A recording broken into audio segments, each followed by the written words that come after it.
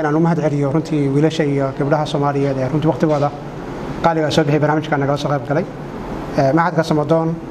رنتي وحوتها كيان دورها إنه أنا مرة وين وصق وده حاجود مدة سعودي أو كسعودي كينيا أيها الله دورت فدراليزم لبضا كنا فرتين سببها ومحي سببها وين فدراليزم كصومالي ودورتين فدرالك ويران لباتن دولة إيه إنك بدن أي عالم ككون قنته هذه عالم العربي أنه النظام الأمثل وحلقوا مقعوا إنه يا نظام كإمارات كعربة متحدة سيدو كالنظام كعالم كوجو هذا ما أنت كجرة فدراليزم كوا نظام كمريكان كجرة إن سوفيات كي أجرة أستغنا وبربرين كستو وكلا قيف سمي إن أستراليا أجرتو إن أرجنتين بلجيم دولة بدن أيام ماركتا فدرال كي قاتي هذا بوا نوع الصومالي قاتي ملس ويدية نظام نوعي أهلا قولي سملس ويدية وحيالها صورن أيا وباهن تحاليل نظام كفدرال كمركز لقاهد لايو في السياسة وفي القانون وحدود جيا قواعد أيود جيا قواعد كاسسجاء ملايا هيك صومالي ده ما أنت قاطع هدي لقاطو أو ضد كصومالي إسكاد عديان فدرال كلفتكيس أنا قاطعن وإني أقول تدان سيدي فدرالكو نبكيسنا أي يرى لهاين فإيديسنا أي أقاضن لهاين مرحلة هذا صوص عطو أيضا دل يرادا يسنتردان ريسيرشكو أي كفا أي محوها هاي ورسيديان سيدي الفدرال سيدو هذا يهاي وحلوقة بديل لهاي هذيك لو يصور تقلتانا أنت بالريسيرش لقو سمايو أم الدراسات لقو سمايو وحي سميين articulation وحين هذين حدان اسمه دول عسبان دقني دول عسبان قبصني حدي أن اسمه دولة أو كونفدراسية حدان اسمه دفاع كريم وأنا كلا دعنا هنا حدي أن اسمه دولة يونيتري أو سنترلايزد أو دولة حقوق لها هنا operation كي عدادس كي الظلم كي استبداد كي أو نقول سمينا يوروب أو كلا أيام نقول سمينا يا مركب what to do dhibaatooyinka hadda kala haysta federaalka iyo maxaa la yiraahdaa dawlad goboleedada xiriirkaasay ku soo noqonaysaa oo ah waa in ay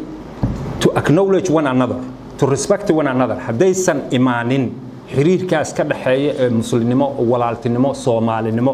dawladnimo mas'uuliyadda uu hayo aan lagu ixtiraamin kan kale what to do waxay tahay markaa waxaan samaynaynaa awwal marra ayay waxay sameeyeen nimankii taga Mareykanka dadca waa European oo fikiraya waay waxay waxaan samaynaynaa dawlad federaal ah dawlad federaal ah waxa waaye simply sida ugu kooban waxa waaye waa dawlad xoog leh oo iska difaaci karta cadawga dibadda laakiin taag daran oo xooggaas ay leedahay aan u isticmaali karin dadkeeda marabo waxa la sheegaa macnaha in la sameeyo shirar badan waxaan idinka suurtagelin marka xalku muxuu yahay qaabka lagu xalin karo ama mushkiladahan iyo dhibaatooyinka jiro qaabka lagu xalin karo marka waxaan qabiil baana waalo qarankeena nagu diray labadii isqabataba qolqolaan u safanaa qeyrkeen ma gaarno qolayaab labaan dib u heshiisiinta ujeedada laga leeyahay waxa way sidee aragtiyada kala duwan mabaadi'da kala duwan darafyada ishaya sidee ay u yeelan lahaayeen waxyaalo ay ku midaysan yihiin tanaasulaadna isugu samayn lahaayeen loona heli lahaa wadan socda marka waxaan rabaa in aad loo fahmo dib u heshiisiin siyaasadeed marka la leeyahay kama dhigna boqolkiiba boqol dadka يعني رالي ayaa la isku wada yahay ma aha waxa way على الأقل حد oo raalli la isaga noqonayo ayay tahay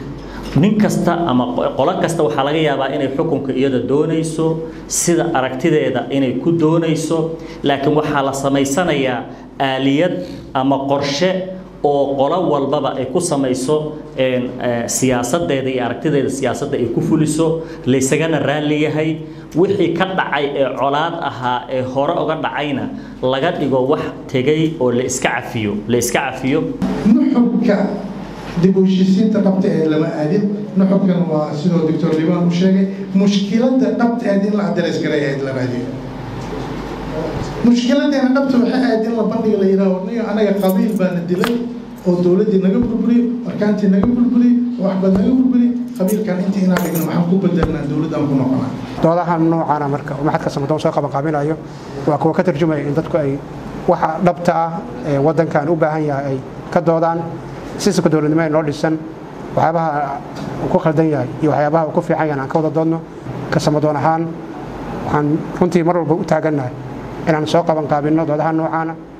isu keenna aqoonyahanka soomaaliyeed oona noqda maxadka samadoon platform ay isku yimaadaan aqoonyahanka soomaaliyeed aragti isku weydiistaan waxa bulshadaan danta u ahna ay ka soo baxaan halkaasna wax lagu dhigsa aqoon